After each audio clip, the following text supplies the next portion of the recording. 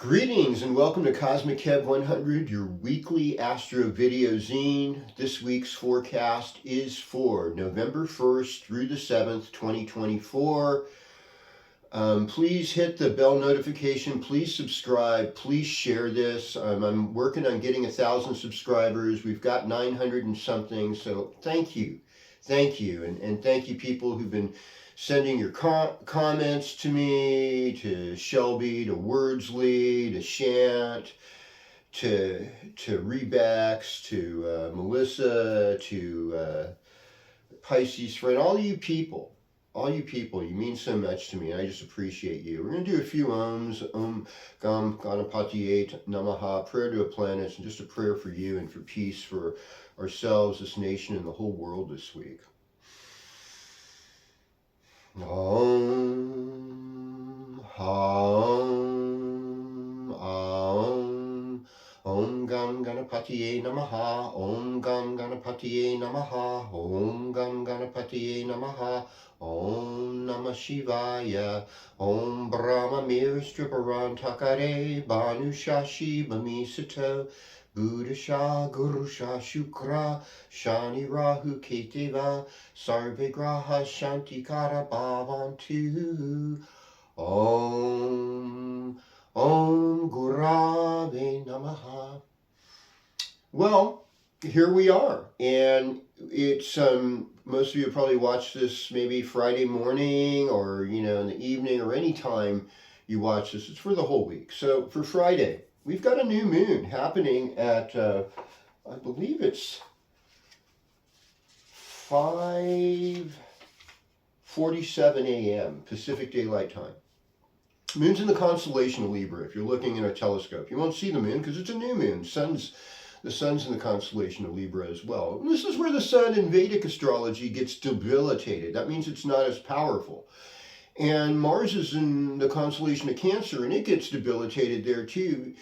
And so kind of like, we've had this sort of week and time period where like the masculine energy is sort of like on a down, and this affects females as well. I mean, everyone needs that oomph to get themselves up, to get that light going, to protect themselves and others, to be able to be giving and generous, and to feel confidence. And so all of that needs to be looked at right now and needs some kind of medicine, some kind of help.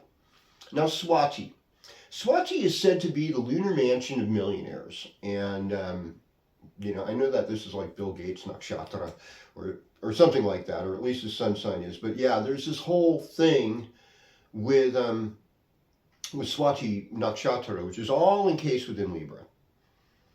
And it's ruled by Rahu, the north node of the moon.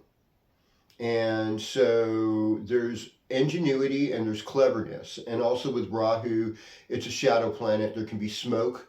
There can be deception. So it's really important to know that. And so, and one of my teachers was saying Libra is the most unstable element or rishi or sign of the zodiac because it's cardinal. It wants to move forward. Now, in Vedic astrology, Libra time would be like from the 17th of October through the 15th of November, something like that. Sometimes into the 16th. Sometimes gets in there on the 16th of October. Sometimes that's when Libra starts in astronomically. Now, this is not the Western astrology part that most of this forecast is about. But it's really important to kind of keep in mind that this rudimentary aspect of astrology.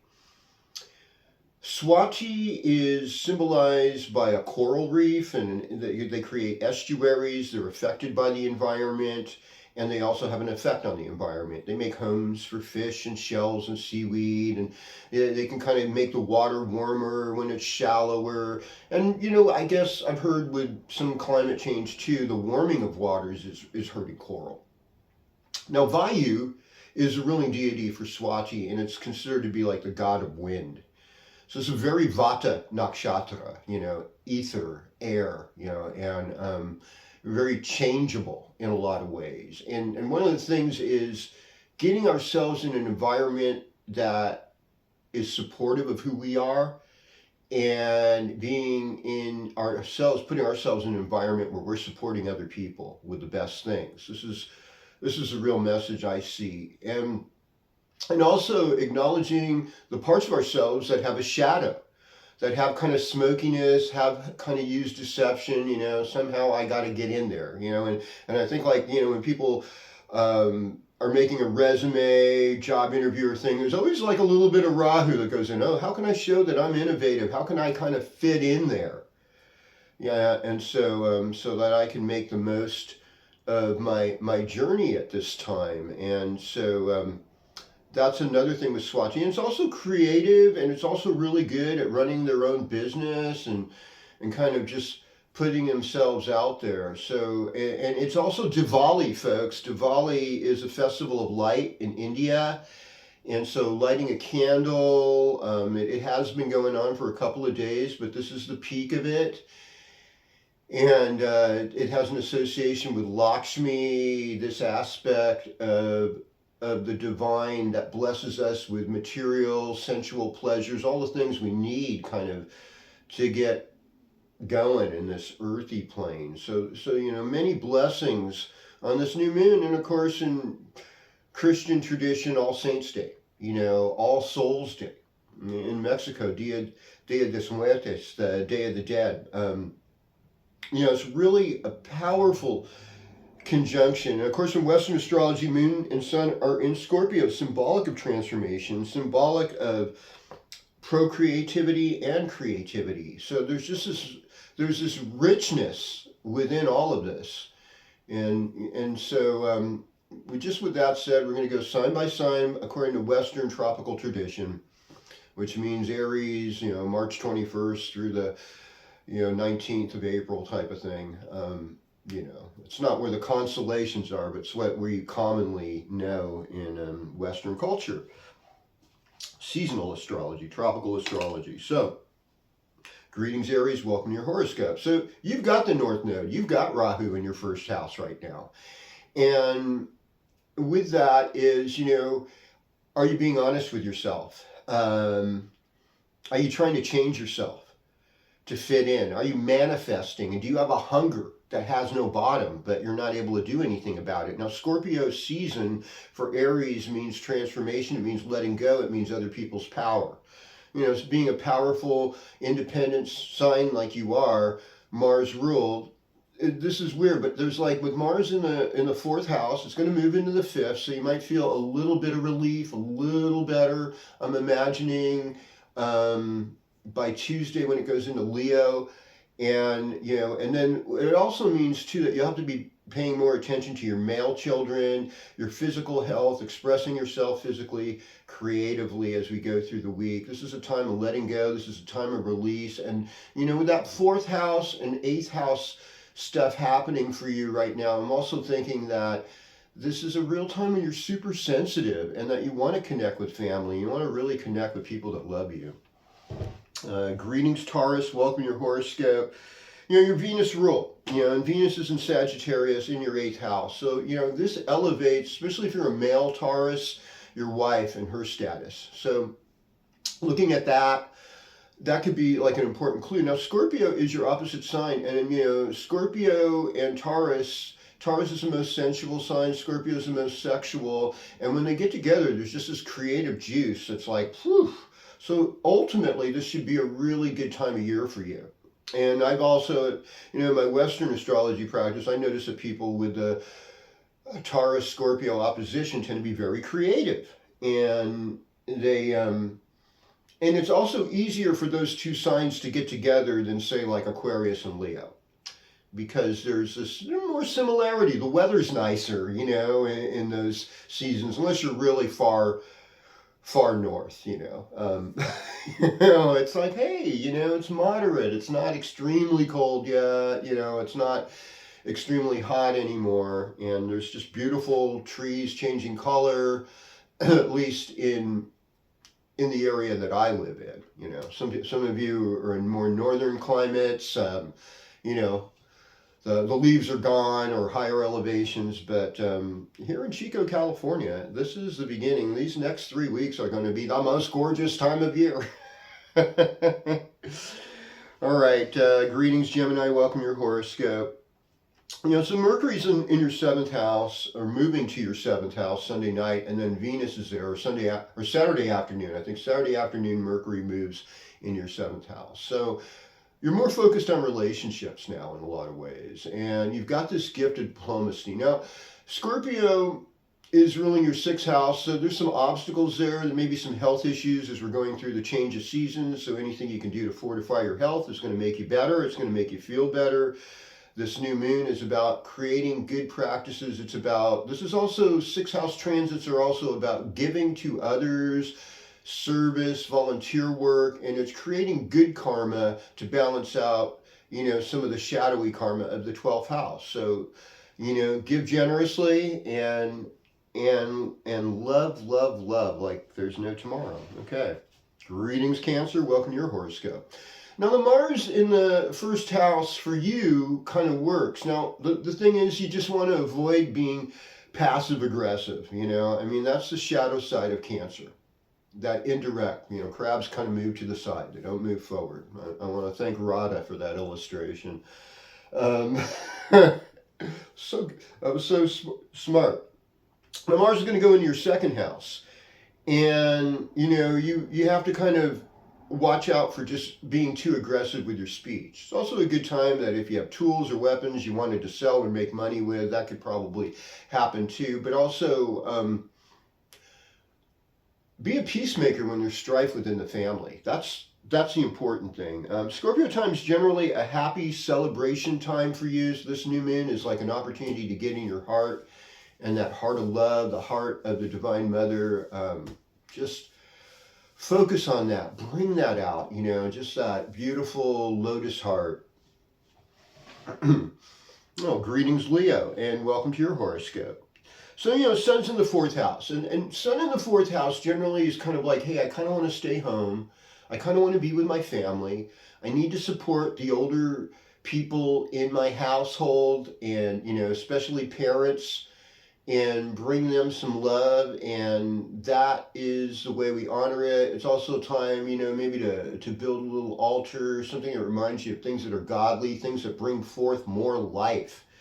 I've come to give you life, and that you would have it more abundantly. Now, Mars is going to move in your first house. So Mars in your 12th house. So, sometimes they say that's like secret enemies, people that don't have your back. Mars is going to be in your first house, but it's going to retrograde back in the 12th house. These next 7 months are going to be a little bit, there's going to be a lot of touch and go stuff, folks, and really loving each other and creating systems beyond governments. For some people that don't have religions, government's the biggest thing in their life, and so those kind of people are very tripped out in the election season, and you don't want to go there. You want to go back to nature, back to your heart, back to the things that really give us life and sustain us. And you're going to get a lot of personal power, but it's just like caution, because things could really get out of hand very quickly. And we need our nation and our people need lots of prayer right now. Okay, greetings, Virgo. Welcome to your horoscope. So Mercury's moving into the fourth house. Venus is there in your fourth house. Mercury, and then the Sun's in the third. Okay, so it's more of an introspective time for you, really. And, of course, most of you are Vedic Leos, and Sun's debilitated in Vedic Libra. And it's just kind of like, and Mars will still be in Vedic Cancer. So, it's just like we move slowly.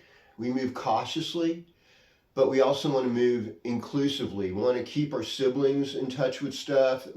This new moon's all about your relationship to siblings and neighbors, and also working with your hands. What kind of art, what kind of creativity do you do? Do a creativity ritual for yourself, a prayer. It's like, God, let me use these creative gifts for you. Let me use it for the divine. Let me use it for the highest purpose. Not just simple temporary things, but let's lay for us treasures in heaven, doing that good stuff that brings it all forward for us. So, relationships, I say, pray with your partner every day, meditate and focus on what you want to do. Good things are coming. Good things are coming. That's That's what I believe right now. Greetings, Libra. Welcome to your horoscope. So, the pressure's off as far as your seasonal sun sign. And now we've got a new moon happening in your second house. So this deals with your voice. This deals with your family. It might deal with dental work, the face, the neck. What are your values? What do you want to invest in? What's really working and what's going to work for the ultimate good? And that's really what we all, I think, want is, it's easy when you're really hungry and there's a good meal going, but you feel like you're too hungry to wait for it. Sometimes wait, fast, ask God for strength. Some people call it source. I don't know. I understand that. Some people, I have one of my friends calls it, and that works because it's just the energy of the divine is beyond words, but the words of the divine, Eloheinu, Adonai, El Shaddai, they bring forth this kind of loveliness, and that's what the intention is light. And so bringing forth more light. Venus is in your third house, so loving your neighbors, loving your siblings, especially your sisters. This is going to help. Mercury's moving into that place too, so your communication gets better. So there's all these improvements, and so you've got a light to fight against the darkness. Well, greetings, Scorpio, and welcome to your horoscope, and happy birthday. I want to wish happy birthday to my good friend John Didis, and I think he's having a birthday on the 3rd, and there's so many of you having birthdays this week. Colleen Delaney, wish you a happy birthday as well, and all these Western Scorpio children, they're having birthdays this week. Just wishing you the best as we go through this week. Okay, so here we have, your partnership with Uranus. Some of the workplace with Uranus, but relationship. Sometimes things are a little surprising. They're eccentric. They're unusual. What I say with Uranus is there's a lot of energy, and sometimes things are surprising. Sometimes they're inspiring. But it's always like, get back in your heart, love anyway. Since Uranus is kind of like Aquarius, what's the balance to Aquarius? It's Leo. It's be in your heart, be generous, be kind, show light, show good leadership. Sometimes Uranus is a little bit of a chaotic energy about it, just take time to ground, take time to just kind of be with yourself. Now, Mars moving into the midheaven, in the Leo out of Cancer, it's like, you're responsible to get rid of evil and to show how you can be a practical sustainer to your community and world. And that's part of this. And then, of course, Pluto in the 3rd, that's been a long time thing. And Pluto is going direct now. And so, there's changes, happening. And we've got to be ready to work with the changes as they come. And so that is it. And, that creative principle is a value that you have, with Mercury in there and in your speech. And you've got a lot of beautiful things to say right now, so appreciate you. Sagittarius, welcome to your horoscope. So you've got Mercury, intelligence. You've got Venus coming into you, and then even Mars moving into your 9th house this week. You're kind of like ready for an adventure. However, this is a shadowy period because of the sun being in your 12th house, and there is some sense of loss. The moon's there with this new moon. A moon will go into Sagittarius so shortly, late Saturday night, Sunday morning, you kind of wake up, feel like, okay, I can deal with this. But it's like, when I think about 12th house sun periods, it's like, focus more energy on prayer, focus on paying your debts, making good karma, giving, because giving is a real living, and this is going to just excite your world, make it better. Jupiter in Gemini means, partnerships, and make good alliances with people, expand those, gift people that you love. Greetings, Capricorn. Welcome to your horoscope. You know, of course, Saturn's been in the third house. It's been there with Neptune for a while. And so it's like having a spiritual discipline in your community. Like going to a church or a temple, having regular practice to just bring more love and light in the world with other people is so positive, so powerful. Mars moving out of the 7th house into the 8th house. You might have had disputes with partnership and stuff, but you're kind of having to let that go in some ways. And one of the things to look for is just try to practice patience and do good. Even when when the things are hard, ask for help, ask for strength. Let other people give you some strength, some muscle, some help with getting rid of evil in your life. And that's the positive. Scorpio time is, kind of a good time for Capricorn. It's socially, it's people that benefit you. So this like new moon is going to bring beneficial friends, nice parties, good times. And you have a lot of insights to share. Well, greetings, Aquarius, and welcome to your horoscope. Mars moving into the 7th house. So it's like, one of my teachers in Vedic astrology is this guy named Sanjay Roth. And, he's like 750-year legacy of his family of Vedic astrologers. And he was saying that Mars in the 7th can make you like a sweetheart, actually. It can make you want to use your actions to negotiate more. Now, in Western astrology, 7th house can be open enemies, too. And Mars in the 7th house is like, yeah, people are going to call you out on your BS. And, whether it's real BS or not, who knows. But sometimes it says, the best thing we can do is respond with, hey, I can understand how you feel that way. That way you're not taking a reactionary stance. And that usually neutralizes things in most cases, And sometimes people just want to keep going off. And that's their trip. And say, well, how's that feeling for you? It's like all we can do sometimes. And, Scorpio time for Aquarius is like, show your talents and skills. This is a creative season, folks. And this is the middle of the fall. And this is where we really bring forth those ripened fruits. Share them with the public. Well, greetings, Pisces, and welcome to your horoscope. What I'm seeing right now is you're trying to be more responsible, but you're also trying to be sensitive to everybody's overall goodwill, everyone's faiths, everyone's culture. All of that has a place.